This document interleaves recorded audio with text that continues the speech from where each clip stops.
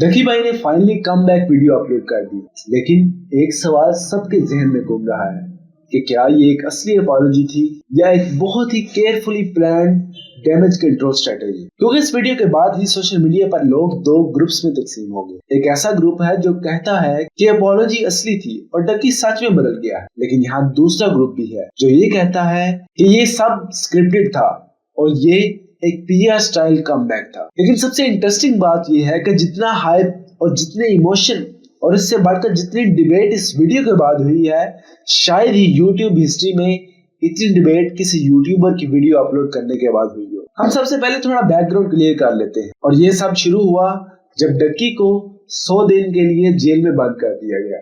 जब 100 डेज पूरे हुए तो डक्की ने एक वीडियो बनाई जिसमें उन्होंने अपनी स्टोरी जिक्र की, अपनी एक्सप्लेनेशन दी और ये बताया कि जेल में किस तरह की उनकी फीलिंग रही है। लेकिन हमारी इस वीडियो का मकसद उस ड्रामे को रिपीट करना नहीं, बल्कि आज हम ये रियलाइज करेंगे not the drama but the truth and strategy behind the comeback. सबसे पहला हिस्सा जिसने लोगों की अटेंशन को ग्रैब कर लिया वो था अपॉलॉजी सेगमेंट। शुरू में ही उन्होंने माफी मांगी, लेकिन असल सवाल ये है कि माफी असली थी या कैमरे के लिए परफॉर्म थी। और अगर आप उनकी ट्यून और बॉडी लैंग्वेज देखें तो एक नोटिसेबल कॉमनेस थी, एक कंट्रोल्ड इमोशनल डिलीवरी नजर आती थी। चेहरा सीरियस था, लेकिन कभी कभी ऐसा लगता था कि वो अपने लफ्जों को बहुत केयरफुली चूज कर रहे हैं, कि जैसे उनको ये पता हो कि उनका ये मूवमेंट उनकी इमेज को बहुत ही बेहतर बना सकता है। और फिर आता है अकाउंटेबिलिटी का सवाल।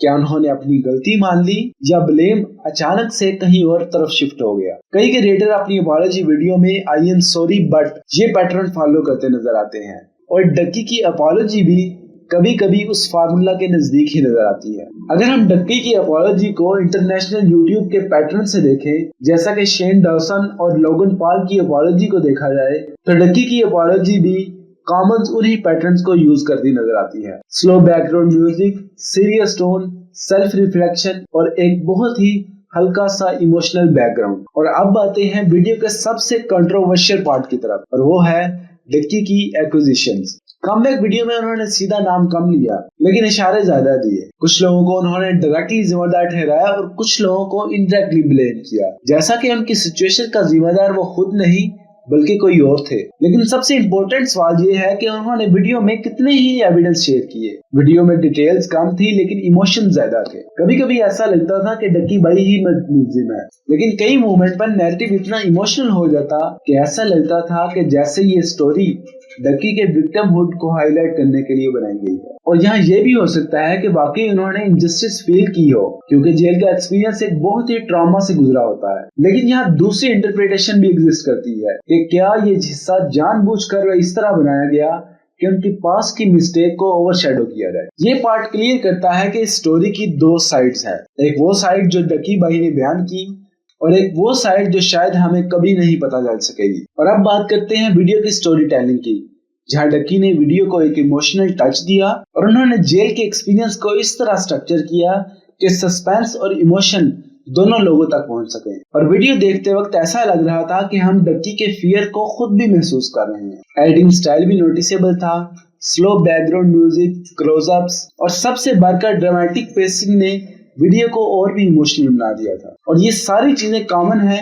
एक इमोशनल और सिनेमैटिक स्टोरी टेलिंग में, जिससे एक क्रिएटर ऑडियंस को अपने साथ रिकनेक्ट कर लेता है। यानी कि ये वीडियो एक फाइन लाइन पर खड़ी है, एक तरफ सिनेमैटिक पॉलिश्ड स्टोरी टेलिंग और दूसरी तरफ एक रियल ह्यूमन एक्सपीरियंस जो उन्होंने जेल के दौरान गो थ्रू किया। तो आखिर में हम ये कह सकते हैं कि डक्की का वीडियो दो पर्सपेक्टिव से देखा जा सकता है। एक तरफ ग्रोथ मूवमेंट हो सकता है, जेल का एक्सपीरियंस और अपनी गलतियों का एहसास करना और दोबारा अपनी ऑडियंस के साथ रिकनेक्ट होना, और दूसरी तरफ ये एक स्मार्ट यूट्यूबर की स्ट्रेटेजी भी हो सकती है। आप इस बारे में क्या सोचते हैं? कमेंट सेक्शन में अपनी राय का इज़हार जरूर कीजिएगा। अल्लाह के बाद।